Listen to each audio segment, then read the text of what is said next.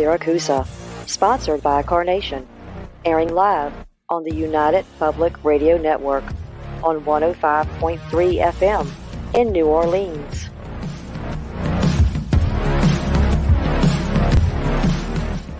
This show's entrance has been edited, produced, and directed by Gwen Clapper from Perfect Trust Productions, LLC. You can find us at perfecttrustproductions.com.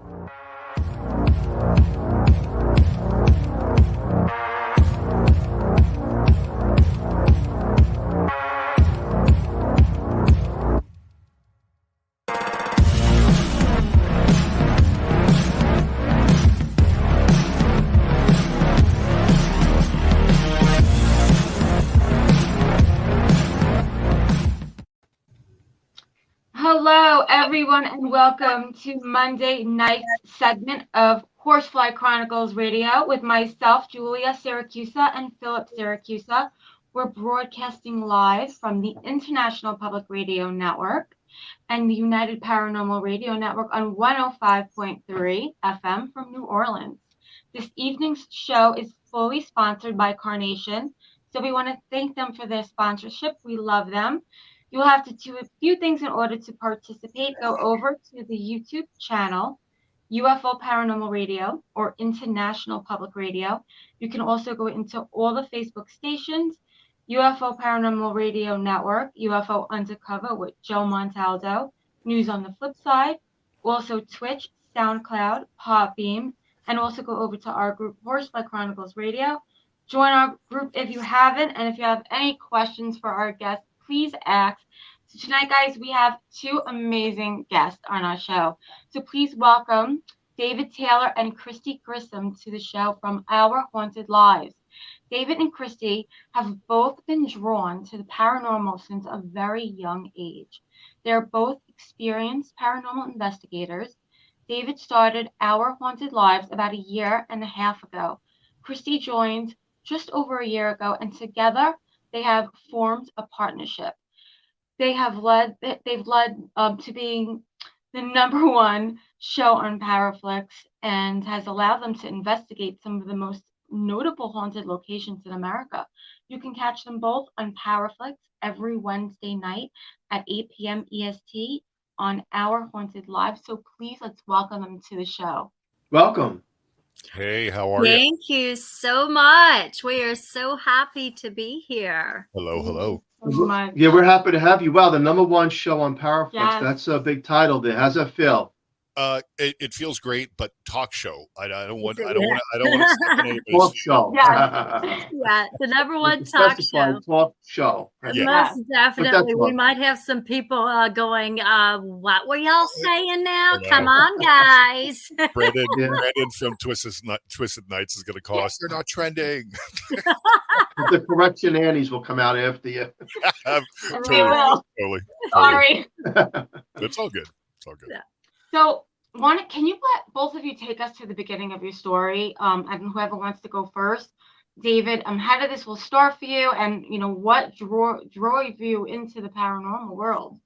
Sure. So it really started when I was a younger child, growing up in Philadelphia. I used to see my great grandmother. I hope I'm not butchering this, but I would call her babcia. It was the Polish term for grandma. And I would see her in and around the house, and so I talked to my grandmother about it, and she'd be like, "You've never met her." And so she would show me like photos of my babcia, and I go, "Yeah, I see her all the time." So it wasn't a scary situation with that. I think it was more of a kind of comforting thing. But I also would be able to see people's auras at a real young age. I used to call it people's rainbows. And my grandmother really kind of, encouraged me to really kind of go that path. But we all become teenagers and we go to high school and get into college and different things like that. And I really got away from it. And, moving across the country to Arizona and then up to the Pacific Northwest, I really kind of tried to get back involved with the paranormal. Up there, I was able to do some things up there and investigate some really great places like the Shanghai tunnels and, some other places that are around, the great states of Oregon and Washington up there. But really didn't really get into it until my wife and I moved to North Carolina.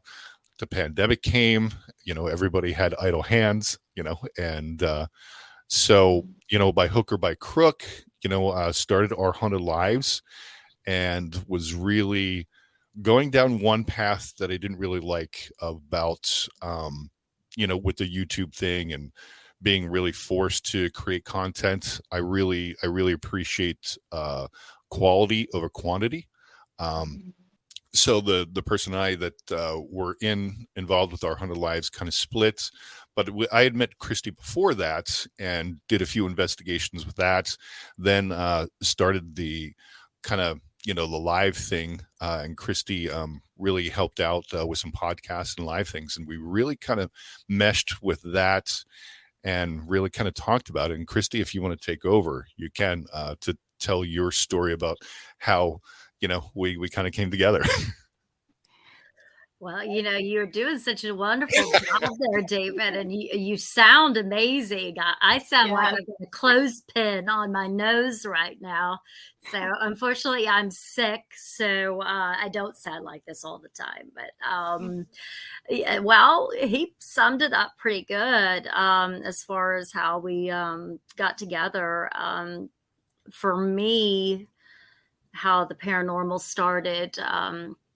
The earliest I can remember, I was 5 at my grandmother's house in Stephenville, Texas, and my brother and I were sleeping on the pull-out couch, and I couldn't sleep, and this lady just walked right past the couch, right next to me, and walked into the bathroom, and I'm like, who is that? Who is this woman? Now that I think back, of course, she just didn't fit. She didn't fit at all. I wasn't afraid. I wanted to wake up my brother, but I didn't, and because I didn't want him to tease me. But I've been able to communicate and see things, feel things, visions, prophetic dreams, my whole entire life. But I'll go through stages where absolutely nothing happens. Absolutely nothing. And I think that's when you're having some traumatic things going on in your life and you just can't deal with it or whatnot. That's just my theory.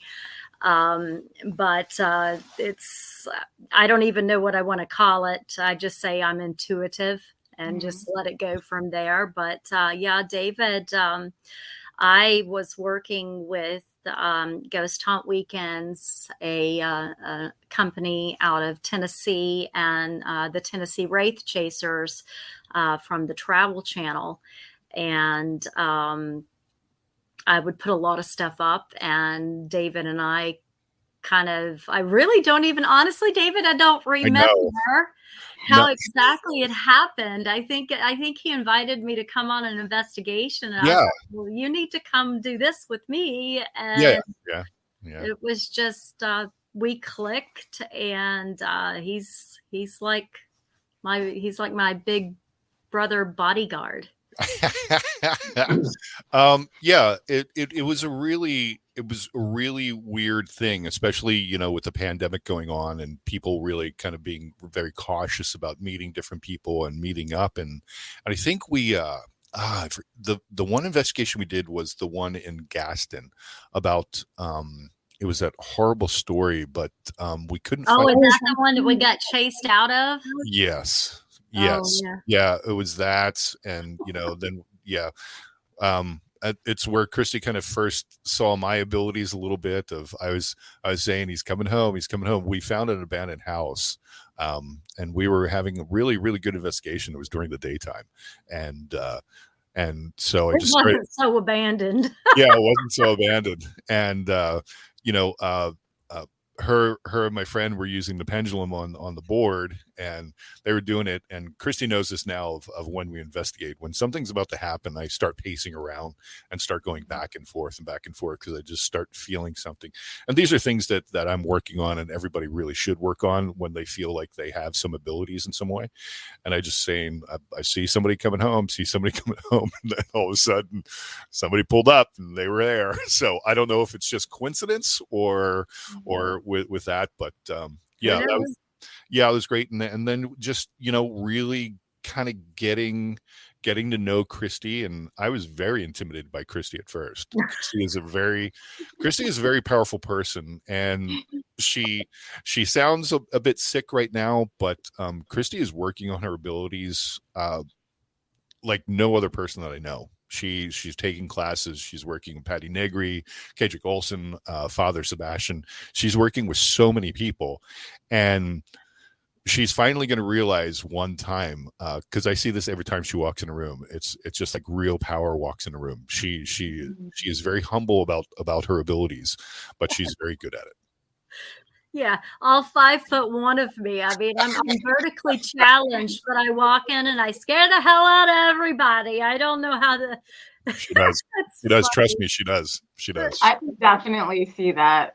Yeah. I mean, I think that you guys really work really good together. I seen your live on the Warrens Paragon, and you guys were great. So you were the one? I'm joking. I remember you saying that. Yeah. You were the one.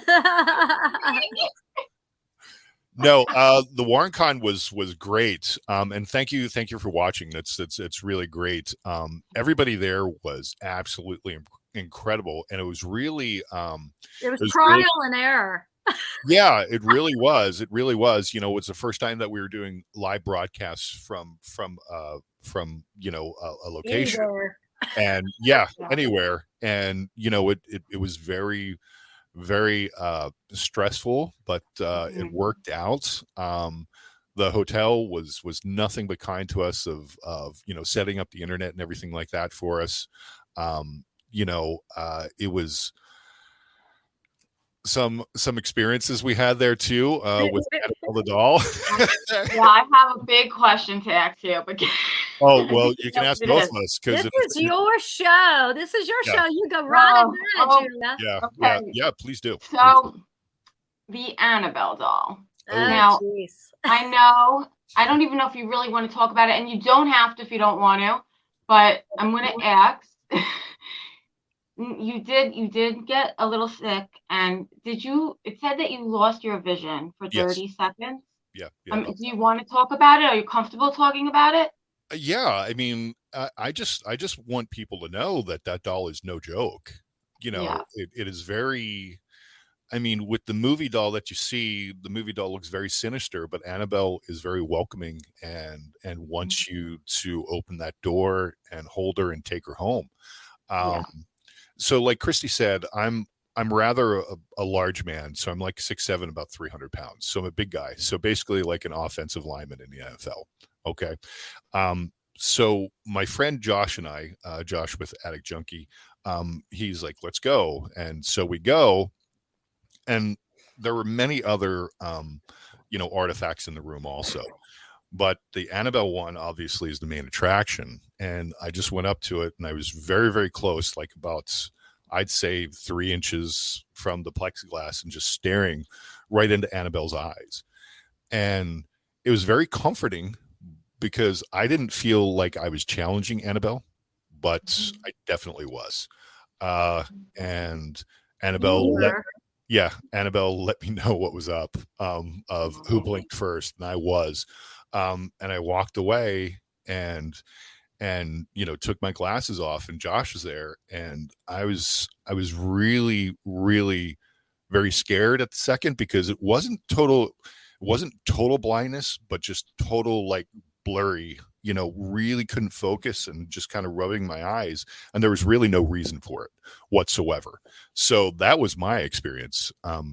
Kristi, do you want to tell them yours? Because hers is even worse. I actually, Julia and Philip. Yeah. I have not talked about this publicly as to what happened to me. Yeah.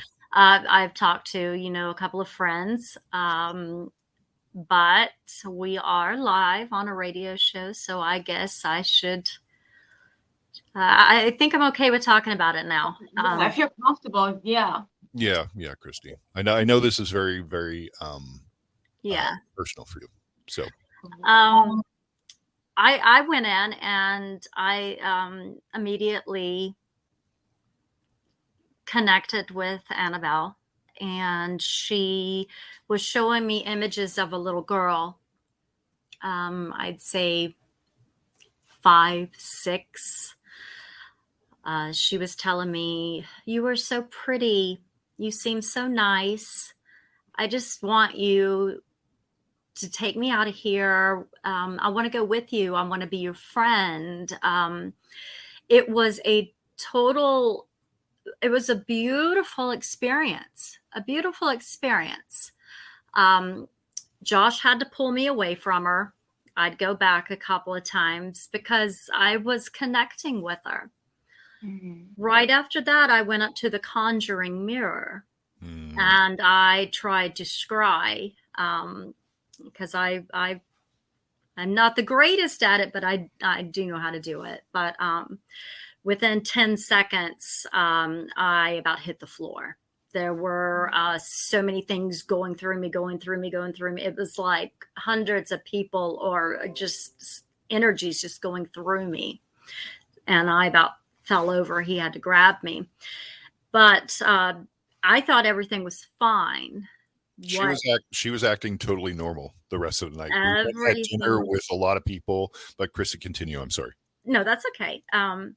Like I was like, oh, it was nothing. I was kind of disappointed because I do know my abilities, and I'm like, I'm in this room with all this stuff, and all I have is a little doll telling me, "Oh, you're pretty. Can I come home with you?" That night, I had a horrible nightmare. And it did relate to some items in the room.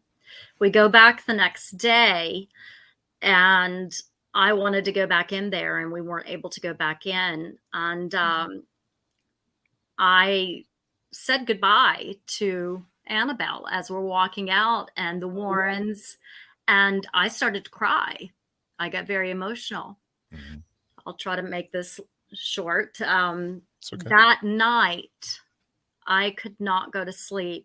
Finally, about 3:00 in the morning, I fell asleep. Instantly, nightmares, the Annabelle doll, and flash images of different things about the Warrens, this and that. And I was having sleep paralysis. Unbeknownst to me, I was screaming in my dreams. I knew I was asleep. I mean, if anybody knows what sleep paralysis is, David could hear me, but he could, to me, I'm screaming. Yeah. And all he could hear was no, and my feet kind of kicking. Yeah. So he was like, he said, Kristi, come back. I could hear his voice, and it would bring me out of it. I went through that cycle for the next 3 hours of the same dreams, the same images, the sleep paralysis, myself knowing that I'm in sleep paralysis, and the images are still flooding. And I think David only had to wake me up twice. I think I pulled myself out of it 3 or 4 times. But it was horrible. It was horrible. And I don't think it has anything to do with Annabelle. I think it has to do with something that came through the mirror. I continued to have nightmares for days after, and sleep paralysis, which sleep paralysis, one right after another, that's very rare. But it ended up, I'm twiddling with my blanket right now. I'm like just talking about it. But I came home and I did cleansings, and Kedrick Olson helped me with some stuff, and I believe it to be gone now, whatever it was. But Okay. it was one of the most intense things that I've had happen to me, that I believe that is dealing paranormally. Yeah. Gotcha. That sounds scary. You know, here's my question. I never seen the Annabelle doll, and I hear a lot about it, and I know that items, objects can be haunted. Do you think that there is an evil entity still, all these years later, still attached to that doll? I think there's something there. Yeah, I mean, Ed Warren really, Annabelle doll is the nice way to call it. Ed Warren used to call it the devil doll. So, yeah, so there is something there. But see, everybody, the word demon means something to, everybody. There's so many different definitions. My definition is going to be different from somebody that, is a staunch Catholic or this or that, so it's different terminologies. Whatever. Or we could say negative energy. Yeah. Right. Yeah. There's something negative in there. And I honestly, I don't know if it's the same one that was there all those years ago. I just think that it's a doll that that draws in. If one leaves, another one takes its place. Yeah. And I don't know that to be a fact. Of course, I don't know it to be a fact, but I just believe that something is always in there. Yeah. She's famous. Why would another entity not want to inhabit that doll? True.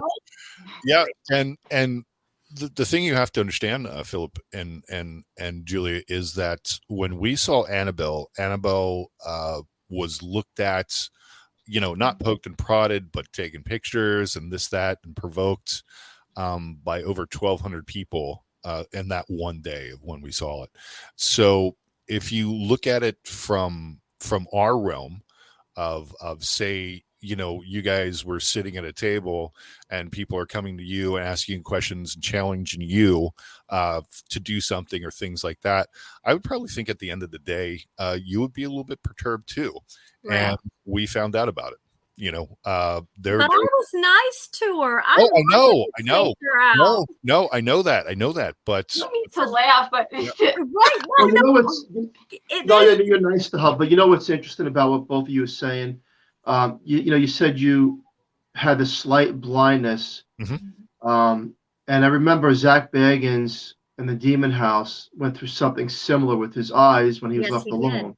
Yep. Yes, he did. And it's interesting to me because I believe that when you're open and you have an intention of belief of that world, that the possibilities could be endless. And, then my other question, who wants to answer this? This is an experiment that we've done with homes. If you have a non-believer, an atheist, and the atheist goes up to the Annabelle doll and takes pictures and says things, but he doesn't believe in anything. He doesn't believe in heaven, hell, God, spirits, nothing. The atheist, in most cases, is not affected by anything because he doesn't have any thought process. What's your thoughts? I actually... sorry, David, do you want? No. Well, I'm kind of that crew. I'm agnostic. I really don't subscribe to any religion, but I am open to things. There are things that are out there that I can't explain. So with being open, I do think that you're on something there of when somebody is closed off and doesn't think that there is anything out there after, this life.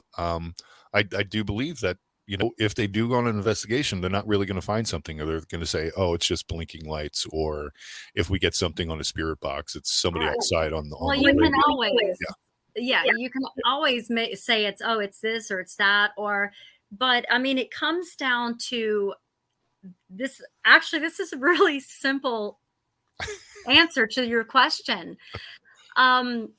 Manifestation. Yeah. It's as simple as that. Somebody thinking and putting in a thought form and speaking it into words. Once you put it into words, it's out there, Yep. and Yeah. it stays out there, and you can manifest things over and over and over. So an atheist, somebody that doesn't believe that there's anything there, of course they're going to have their walls up, but don't for a second think that an atheist cannot be affected by something. It's just that they're not going to say that that's what it is. Exactly. Yeah. So it's like a circle. You go round and round and round and Well, round. I bring it up because I like to debunk almost everything, but I know paranormal phenomenon does exist. Okay. Sure. Look, if I'm going to sleep with one eye open at night, I want to make sure that as a 54-year-old man, that I'm sleeping with one eye open for a reason, right? So I know it exists. Mhm. And the thing is, we've put people to a test in another house that we used to own, where I'd sent people to do work in the home, and the home was tainted with spirits, and they didn't believe anything. I didn't tell them anything, and nothing happened. And then I had other people, psychics, medium, investigators, find things in there and were affected. So to me, it's very interesting that once you're open, and now both of you said at the beginning of the show that you've had experiences, you've tapped into that world through young ages. And that seems to be the theme with almost every guest, including myself, that at a young age through adolescence, I'm seeing things that no one else is seeing. And it's true that when you speak the words, you're manifesting something through the power of thought. Yeah. Where other people who don't believe and, whatever happens, they just don't have any thought process. But I've also challenged some of those people because one time there was a negative spirit that we were dealing with, and they're like, I'll do a Ouija board. It's nothing. It's fake, and all this is BS. So I said, okay, you know what? I know there's something here. Yeah. I know you don't believe, so go ahead and try it. Yeah. Well, what was interesting is they didn't believe, and then within 5 to 10 minutes, they couldn't breathe. They were choking. They were gasping for air, having a really bad attack. And I found that to be and I took the board away, of course, but I found it interesting how the other side has these capabilities more than what we have. We have physical capabilities, but spirits of the other side can, from my knowledge, do almost the impossible. Like they make your keys disappear or your cell phone, and things reappear in other places, and you argue with people. And you said that so many people, 1,200 people, were taking pictures and talking to Annabelle. And I think that what's happening at that point is you're feeding it, right? Yeah. The energy that you're giving it energy. Yeah. And it's going to. I mean, we don't know. I mean, in our realm, of course, everything is linear. Everything's time, day, night, what. In the spirit world, we have no idea. Is it daylight to them? Is it night? Is it that? So we don't even know how. I think there's some spirits that can do more than others. Maybe is it because they've been in that realm a little bit longer, or were they open when they were a human, or if they're angry, if they're an angry person in life, they're going to be an angry person in death. So they might cause different things. We just don't really know exactly how the spirit realm works per se. So and Kristi, she makes a great point with that too, of manifestation of, if you're going to do an investigation in your bad mood, I'm pretty sure you're going to have a negative experience when you're investigating there. Oh, definitely. Well, it's your frequencies and your vibrations. Absolutely. Everybody, like you can have a house that haunts a family. And then you can have 10 families in that same house, renting after renting, and nothing happened. Well, it takes just one person that entity has a connection to. They may be on the same vibration. They may be on the same frequency. They may remind them of somebody. They may offend them. They may this, they may that. So that they may lay dormant until the right person comes along. So other people, like Amityville. I agree. It's like everything's fine, nothing happens here, well, maybe it's dormant, maybe it doesn't want to do anything to you guys because y'all won't be any fun. Who knows? No, it's very true, and it really comes to the point of what we try to let people know. Like if you do go on investigations, make sure to ground yourself before you go in. Make sure to clear your mind. Make sure to protect yourself. Whatever discipline you are, whether you say a prayer, you make the symbol of algas, the crystal light of protection, chanting, whatever you do.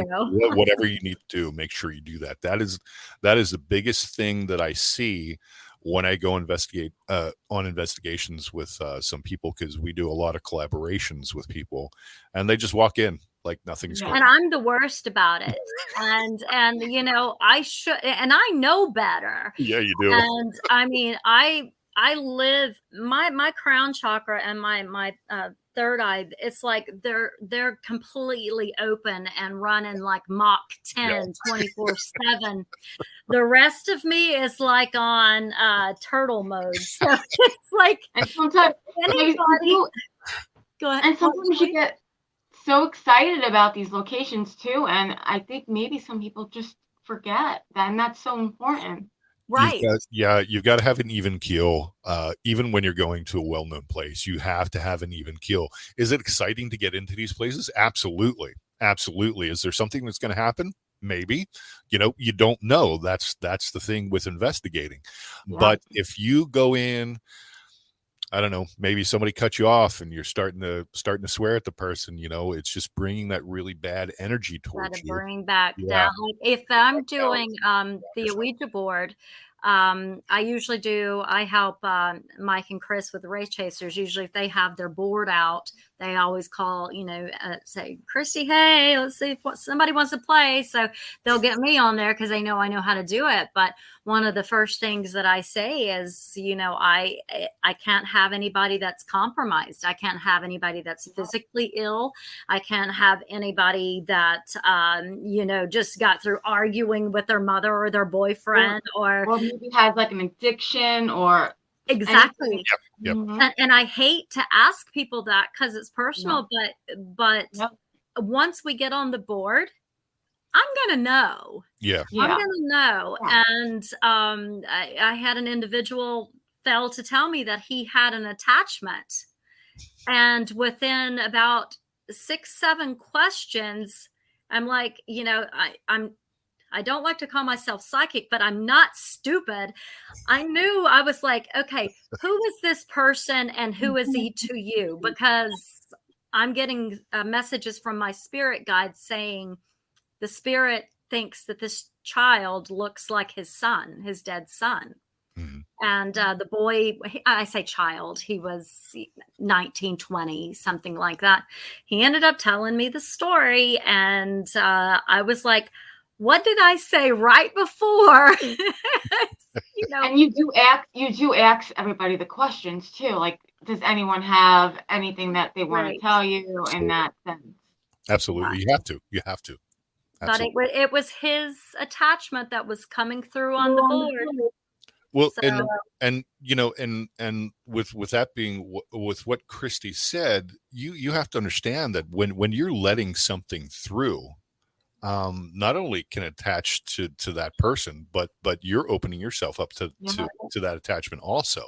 Yeah. So you have to be very, very careful with it. Oh yeah, it affected me because I threw a curveball. I didn't know this kid from Adam, and I said, "How old am I minus 5 years?" Mm-hmm.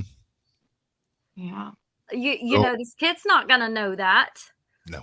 And what if they didn't know? What if like someone just didn't know that they have an attachment? Well, if everybody has shades, everybody has, they're not really, if you want to call them, it's like a loose attachment, but everybody has shades. Everybody has little things that are attached to them, whether they're not always human. They could be thought forms. They could be energies that you have just not cut the ties with. Mm-hmm. Everybody has those. And if you don't clear, Right. If you don't clear those, then it's going to bog you down. Okay. And I need to listen to what I'm saying right now because I am. So, but there's a lot of times people don't know these things. And it is sad. I wish I was more of a psychic where I could help people more about, knowing things. Sometimes I'll key in on it, but sometimes I don't. So it's kind of hit or miss, so. Yeah. But a true attachment, though, I believe is difficult. I'm a skeptic as well, too, Philip. I may believe in the paranormal, but I am the first to say, no, that I'll try to debunk it. You have to be, though. In our house, In the field, you do. we've had over 52 paranormal teams, and I have a pretty thick head, right? Because I'm like, well, this one's BS, and this one's fake, and this one's doing. Mm-hmm. But what sold me? What really did sell me was that there was a toy with no batteries that went off in my basement that cannot go off because it ain't light or motion activated. Yep. And that scared me. Yeah. That really scared me. That did some trauma to me because you can't explain it, you can't debunk it, and that was 2 days after we had a ministry here, trying to remove what we thought was a presence of negativity. Okay. So in my mind's thought is like, this thing is saying I'm not leaving, and I'm going to show you what I can do. Yeah. Now, to me, I'm the messenger, and I tell people, look, it is real. This stuff does exist. Right. If someone's out there and they're not a believer and I'm like, you know what? I'm not here to prove it. Yeah. It does exist. Maybe you'll never encounter anything in your lifetime. That could be great. Or maybe you should be careful of the words you speak, because if you speak the wrong words at the wrong location, you may have something come home with you, which we've seen, that you're not going to get rid of very quickly. Right. But these things, we don't know. We have boundaries in the physical world. They don't have boundaries. Right. These things, what we have seen can do, is scary. Very, very and most scary. people think that, they can't leave from the house that they're in, or they can't leave. that is so not true. Yeah. Now, sometimes you just want to save those people. You want to just. Those are the same people say, well, if the house is 100 years old, it can't be haunted.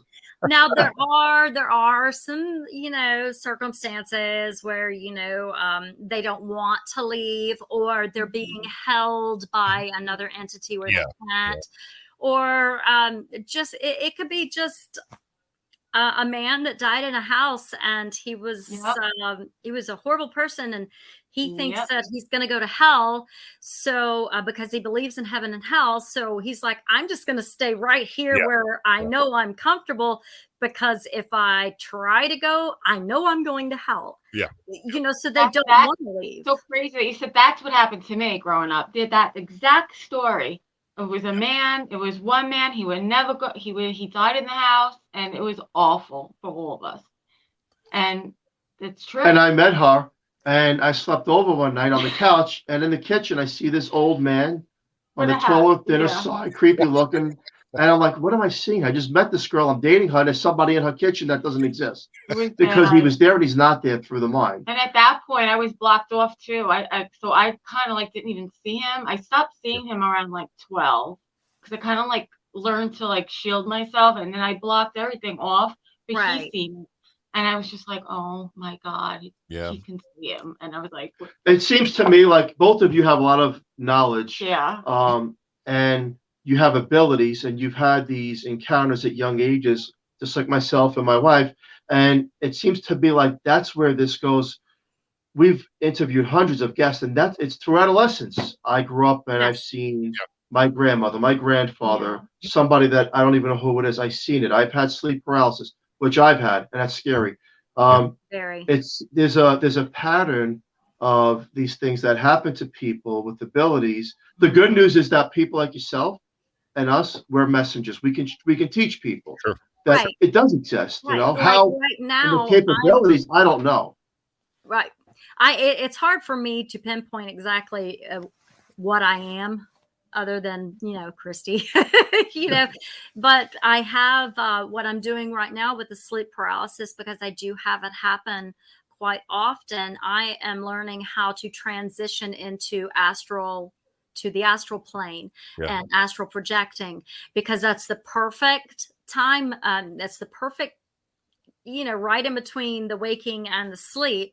That's when you can do all of your dream work and your, I was about to say shadow work, but no, dream work and astral travel and all of that. So once you realize, okay, I've got sleep paralysis, don't panic.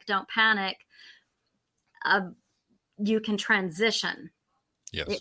Either into waking yourself up or transition into, okay, I'm going to control this dream now. I'm going to work on this. I'm going to try to do this, try to do that. And it's very difficult.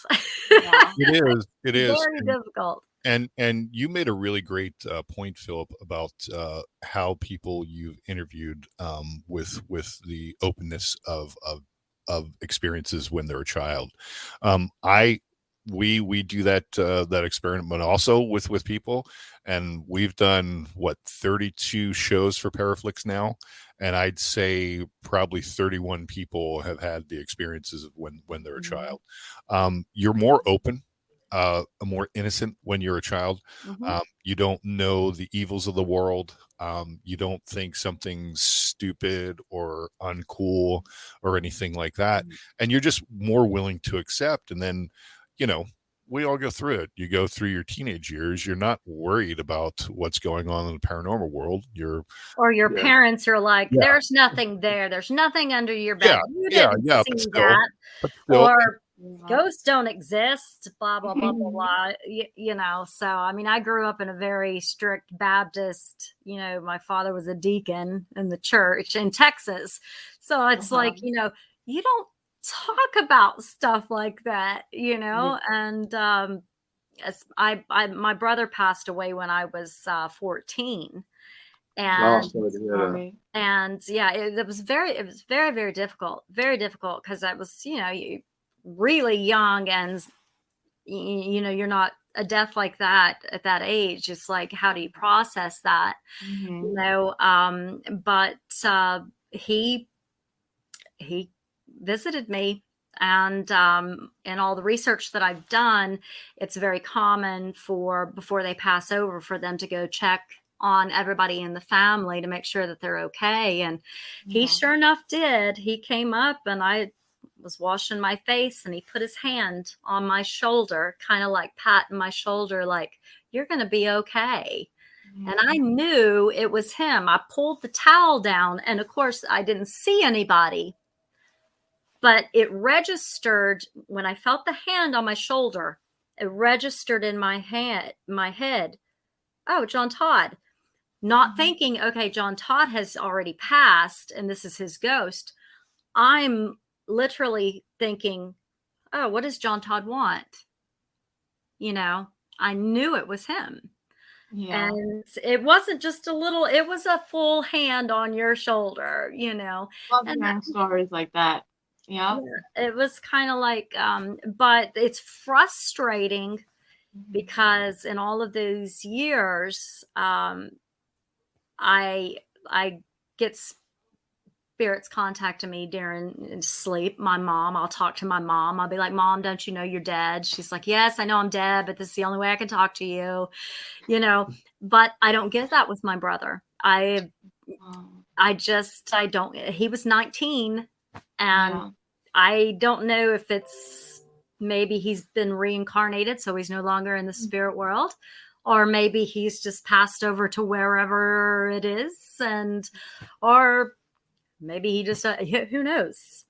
Yeah, but, I can relate to that. Yeah. I'm going to hit on something really quick, because I like to dissect everything as an analyst. And you just said rang true. You said that you don't know if he was reincarnated. Well, when I talk to my guests about these haunted locations around the world, that we all know the names of them, and most of people think that they're still communicating with the same person that died in that house, either through a tragedy or some event, or just crossed over health conditions, and they're still there. Well, quite frankly, I have a hard time believing that, and I'll tell you why. Okay. There's no way you're going to tell me, anybody's going to tell me that the same spirit from 200 years ago is there because you are the investigator that wants to communicate with them. So you're making it that person. I'm not buying it. I buy reincarnation. I buy that there's also these mimicking things that come out and make believe that they're us. Yes. Absolutely. Have you ever experienced that? Yes. Yeah. You were absolutely, I completely agree with you on that one, Philip. Do I think that a spirit can be in a location for 200-300 years? Yeah, it is possible, because anything is possible. Right. But to think, okay, we're on this earth, and I think everybody has a purpose. Everybody's got a purpose. Yes. And maybe it's the same way in the spirit world. Maybe they haven't passed on or been reincarnated, however you want to believe, because they have a purpose in the spirit world that they have to fulfill before they go wherever. It's possible, because I had an incident where that scenario would fit perfectly. But yeah, I think a lot of them do mimic, because so many investigators go to the same place and they want to see Rebecca at St. Albans, or they want to see, the Bathsheba or whatever over at the Conjuring House, and they want this and that. So, okay, well, let's give them what they want. Yeah. There you go. Both of you are very smart, because you said earlier that it's the words that we say can manifest. Mm-hmm. And well, we're smart, but I got to be honest with you. The spirit world is 1,000 times smarter than us. Oh, and definitely. Through paranormal recordings and things, they tell us things that we're going to do before we even do it. Yeah. And to have that on that side telling us, hey, you're the fool, not us, it's mind-blowing. And yet to think that they can't mimic when they really can mimic and say, oh, yeah, I'm that person. Let's play.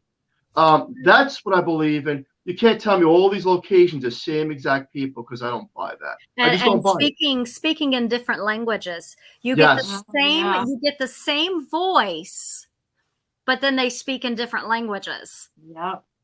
Mm-hmm. That's creepy. Very true. It's like, okay, that just happened.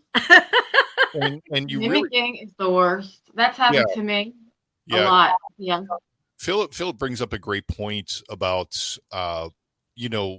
spirits being tricksters also. They really like to have fun a lot, and they will play with you.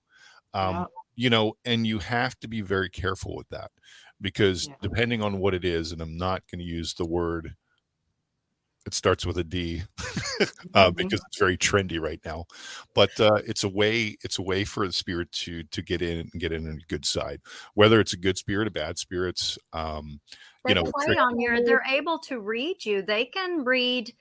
I don't know if you want to call it telepathy or just intuition or empathic, whatever, but they can read you. They know what's going to pull at your heartstrings. They know what's going to affect you. And they know, now maybe not all of them. I think some spirits are more advanced than others, like I said earlier. But I think like Annabelle knew exactly what to say to me.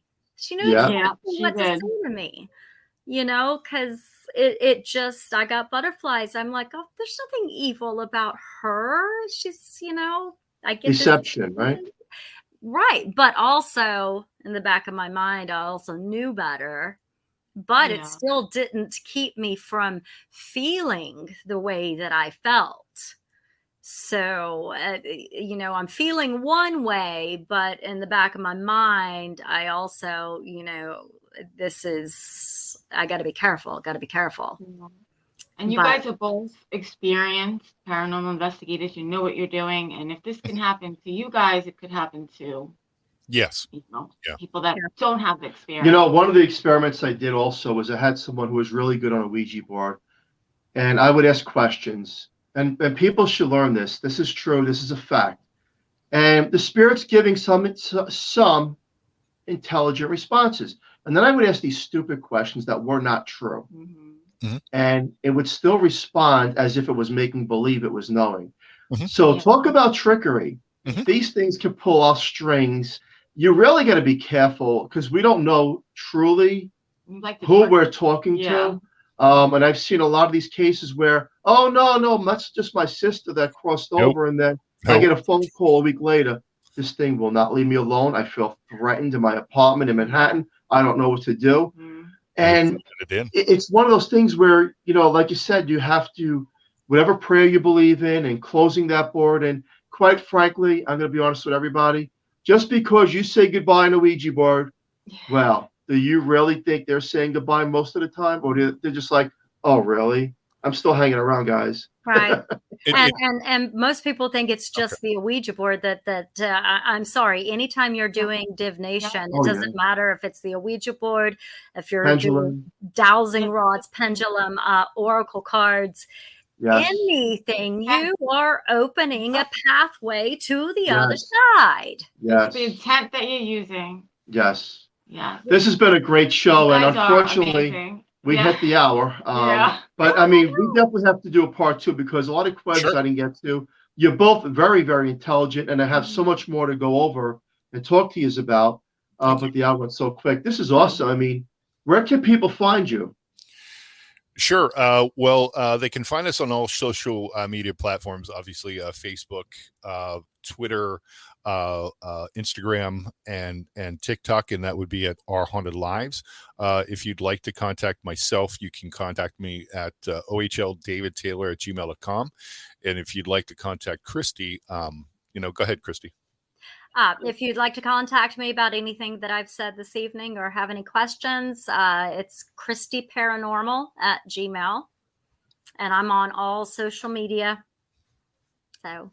Yep. Awesome. Thank you so much for coming on Horsefly Chronicles Radio. We definitely want to do a sequel. And Julie, wrap it up. All right. Well, special thank you to Carnation for fully sponsoring the show. We love them. Thank you. And please join us next Monday night on the United Public Radio Network on 105.3 FM from New Orleans, and stay tuned for the Angel Rock. Thank you, everyone. Have a great night. Be safe. Bye-bye. Thank you, guys. Thank you. Bye. Nice meeting you. Damn, girl. What? Did you want to talk the whole show? Do what? Did you want to talk the whole show? Did I? Yeah. Wow. Yeah. Jesus. You're doing the interviews from now on. Oh, damn, son. Jesus, I tried to get in there and you just rolled right over me like a fucking steamroller. Dad, I've got so much medicine in my head right now. I was trying to act like I wasn't sick, so maybe I overdid it. No, it's all good. The show was great. It's just I felt like, hey, there's Ringo Starr in the background. Hey. That's happened to me a couple of times too on our show. So there you go. Okay. Well, I didn't mean it as a dig. Okay. So. No, I'm not taking it as that because I did when they said it was about time to wrap up. I was like going, wow, we didn't really. Yeah, it was a little bit here, a little bit there. So, well, it was all right. Good deal. That was fun. Well, you kept on referencing me all the time, so I would take off with that. It's fine. I'm sorry. Relax. You forgive me. Yeah, it's fine. I have no problem with it. It saves my voice. You're the one who's sick. I know. I got excited though. No, you were fine. You're fine, and you did really well. So thank you for being a champ again, like you always are, and doing this because I know you don't feel well. And what's this dude's name that we're interviewing tomorrow night? What's his name? Oh, jeez, how do I pronounce it? Aria. It's tomorrow because I don't have anything on this in my calendar. Yeah, I sent it to you. If you go back and look through your stuff. Okay. On the 30th, I have nothing. No, it's the 1st. Oh, on Wednesday. Yeah. Okay. Yeah, still have nothing. Yeah, Wednesday. Adamo Fischella. Okay, can you just spell it? A-M? Adamo, Fischella. Okay. What's Fiscella.